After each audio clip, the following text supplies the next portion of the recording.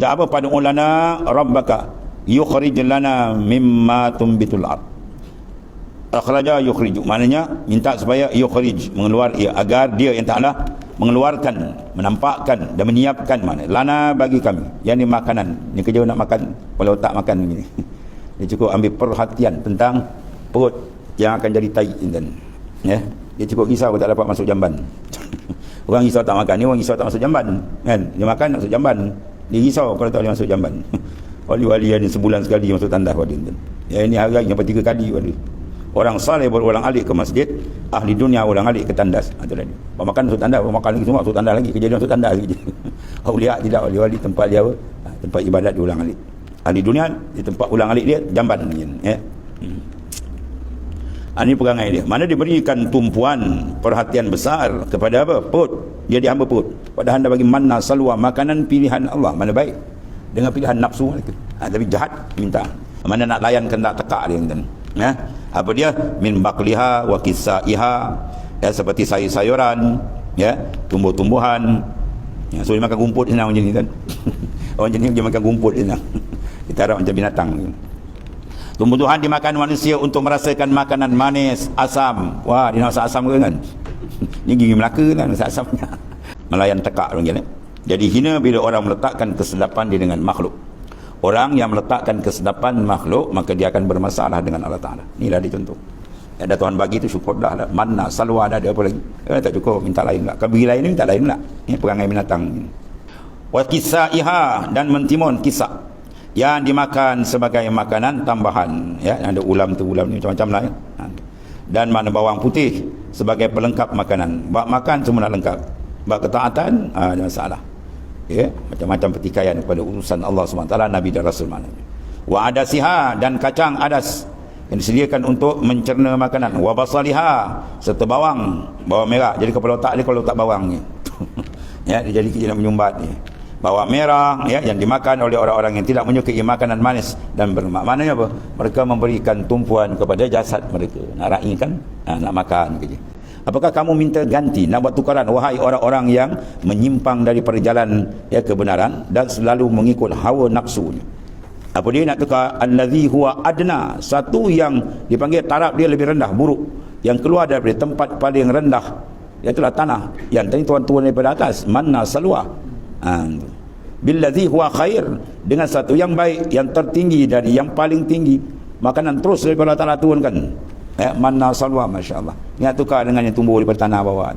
Mereka bukan benar-benar nak beriman dengan Nabi Musa alaihissalam. Oleh sebab itu, tidaklah engkau melihat orang Yahudi selain rendah jiwanya dan kotor penghidupannya. Sampai sekarang perangai kotor, suka buat jahat, buat makna permasalahan dalam dunia, macam-macam. Dan ditimpanya pula terhadap mereka ketercelaan yang dari bersumber daripada kehinaan jiwa mereka. Dan tidak hanya kufur nikmat, melainkan mereka juga membunuh para nabi. Nabi dibunuh tadi. Dahsyat-dahsyat. Yang memberitahukan keburukan tindakan mereka itu. Jadi bila Nabi tegur mereka, ajak mereka, nasihat mereka, Nabi dibunuh. Mereka bunuh dengan dahsyat. Nabi Zakaria, Nabi Yahya, di antara. Bighairil haq, yang memang tidak sebenarnya. Mereka bunuh dengan cara yang zalim. Ya Allah. Menunjukkan apa? Kekufuran mereka menebal. Tapi kebenaran di mata mereka justru terlihat sebagai kebusukan yang harus dibunuh. Rasul yang Tuhan utus dibunuh. Lepas dibunuh Rasul, boleh tak? Malam ni buat pesta, dia joget ramai-ramai. Itu syaitan ni. Rasul dibunuh, kemudian dia buat pesta. Allah. Perangai sampai akhir zaman ada belaka. Dan aku suka, wa uhib, itu style Imam Syafi'i dalam uhib, mana aku kasih. Aku suka apabila selesai daripada semayang, baru berkata sebagai aku kata di atas ini. Jadi maknanya, kalau dalam semayang sunat tadi, orang azan. Jadi lepas dia salam semayang sunat, dia jawablah salam azan. Kalau dah habis, awak jawab satu-satu sampai akhir. Itu kata Imam Syafi'i dalam Dan aku suka apabila selesai daripada semayang, bahawa berkata, mana mengucap, ya, sebagai aku kata di atas tadi, mana jawablah. Dan jika disahut bang dalam sembahyang, pada sembahyang, di tengah sembahyang, Allah Akbar, dia pun jawab Allah Akbar. Hukum dia. Tiada pula yang membatalkan sembahyang, insya-Allah Taala. Sebab apa? Sebab zikir. Segala zikir tidak membatalkan sembahyang. Cuma zikir tu bagi dua. Kalau zikir tu mana doa atau zikir yang dipanggil masyru', maka dia tidak memutuskan mualat. Kalau ghairu masyru', dia memutuskan mualat. Ya? Contoh amin, itu masyru'. Biasanya bertembung imam baca Fatihah, makmum baca Fatihah bila? Bayangnya. Main terawih. Sebab imam speedboat. Dia wasal satu ayam. Dia baca Fatihah kenapa? Makmum kata ini kalau aku tak follow memang habis tinggal kan. Dia baca laju. Jadi makmum pun follow belakang. Bila dia tengah makmum tengah sekat baca, imam amin. Sekarang dia pun ucap amin juga. Adakah putus semangat? Tidak. Mana boleh sambung. Sebab apa? Sebab benda tu masyru' disyaratkan. Iza ammanal imam fa aminu fa innahu man wafaqa ta'minul malaika ghufir lahu ma taqaddama min zambi. Siapa bila imam ucap amin, naklah kamu ucap amin. Sebab amin, imam diaminkan oleh malaikat. Siapa yang muafakat amin dia dengan amin malaikat, maka diampunkan dosa dia yang telah lalu. Hebat tuan-tuan ni. Kita amin serentak imam maka dosa diampun. Umur kasih sayang Tuhan, masya-Allah. Ada mana masyru'? Bila benda masyru' dia tak butuh mualat boleh sambung. Kalau tidak masyru' dalam sembahyang, tidak disyaratkan, umpama jawab bersin. Kita bersin dia tengah baca Fatihah. Tiba-tiba dia bersin dia buat alhamdulillah. Jawab dia tak batal, tapi mualat putus. Jadi dia kena baca Fatihah balik. Ya, dia kena baca Fatihah balik. Yang sebelah pula jawab, ya alhamdulillah, dia buat ya rahmatullah, batal sembahyang.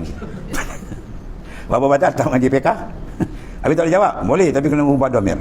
Jangan dia yarhamka, tak boleh. Yarhamhu. Ya, tak boleh guna kap khitab. Sebab dalam sembahyang kita tak boleh guna cakap secara berdepan. Kalau bahasa Arab dipanggil qabdul khitab, dia bercakap depan. Ya. Jadi yang dia boleh gunakan khusus pada Allah dan Rasul saja. Kalau kita takdirlah kita duduk sama Rasul di sahabat, kalau Rasul panggil kena jawab dalam sembahyang. Wajib jawab, tak batal. Ya. Jadi guna kap, lapas kap pada Allah dan Rasul. Maka bila jawab yarhamka, kena ubah kap tu ubah dengan he. Yarhamhullah. Merahmat akan dia. Kalau kap merahmat akan dikau. Mana dikau tu orang depan. Ya, itu khususnya bagi Nabi. Assalamu alayka. Tak ada payah ubah assalamu alaihi. Tak ya. Alaika mana engkau, tu boleh. Atau khidmat bila kita berselawat, kita hadirkan seolah kita bersama dengan Rasulullah sallallahu alaihi wasallam. Syuur hati itu supaya cepat tangkap rohani gitu kan. Lebih cinta dan boleh cepat terbuka dengan baginda sallallahu alaihi wasallam. Kata Imam Nawawi dan ketahui bahawasanya disunatkan menyahut bank dengan berkata seumpama kata tukang bank bagi tiap-tiap orang. Yang mendengarnya daripada orang yang suci dan tiap-tiap mana masuk, yang berhadas boleh juga, yang junub boleh, haid boleh, nifas tak ada, semua boleh menjawab. Dan lain daripada mereka itu daripada mereka yang tiada manik baginya daripada menjawabnya. Maka setengah daripada manik menyahut itu seperti dalam jamban. Tak kira mana sifat pada seorang diri itu dia ada apa, dia ada besar kecil tak ada masalah. Tapi tempat kena kira. Kalau dalam tandas jangan. Ya, dan tandas jangan disebut dengan cara suara, mana berlapas, talafuz berlapas. Nak jawab dalam hati atau keluarkan. Ni orang mana dia sebenarnya Allah Akbar, Allah Akbar. La haula wala quwwata lah tu. Pula dalam tandang kau berzikir tak, tempat dua kau tak berzikir. Dan tandang wala quwwata dia baca. Atau sedang berjimak. Dia tengah berjimak isteri dia, ayat Allah la haula wala, bini pun terperanjat. Ya bang kau ni macam sebah orang gitu. Ya terperanjat kawan. Dengan isteri akan seumpama keduanya lah. Dan setengah daripadanya manik apa, bahawa ia dalam sembahyang. Ni dia dalam sembahyang tengah menghadap Tuhan tak payahlah tu. Maka barang siapa ada ia dalam sembahyang fardu atau sunat, maka mendengar ia akan bang nasihat tidak disahut dalam sembahyangnya. Maka bila telah memberi salam, datangkanlah seumpama demikian. Lepas salam boleh jawab satu-satu balik sampai habis. Maka jikalau didengar jikalau diperbuatnya dalam sembahyang, dijawab, maka adalah makruh. Tidak batal tapi makruh. Dan padanya dua kaul bagi Imam Syafi'i, dua pendapat ulama Syafi'iyah radhiyallahu anhum. Bermula yang terlebih zahir daripada keduanya bahawa makruh ia kerana bahawa memalingkan daripada sembahyang, sebab sembahyang nak menghadap dia, tetapi tiada membatalkan sembahyang. Sebab apa? Kerana ia azkar. Kerana ia adalah kumpulan zikir apa pun tak batal sembahyang. Dan satu lagi masalah bang dan qamat dan kesempurnaan menyahutnya. Kata Imam Nawawi, jikalau mendengar seorang akan bang pada halnya ia dalam membaca Quran atau mengucap tasbih atau lainnya, hendaklah diberhentikan. Dia tengah baca Quran, kawan azab berhenti, jawab salam. Dengan ceramah dengan mengajar ke elok je tu, berhenti tu. Itu adab dia. Dan turutkan tukang bank. Ya, apa katanya dalam banknya, sebagaimana dalam masalah 173.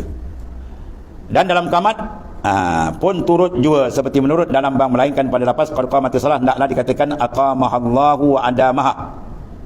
Dan apabila taswib, as-salatu khairun minan naum. Ya tu taswib tukang bank subuh, maka hendaklah berkata ya sadaqta wa bararta atau sadaqta wa barirta. Dua tu boleh baca dulu. Barirta boleh, barata boleh. Jangan baca barita.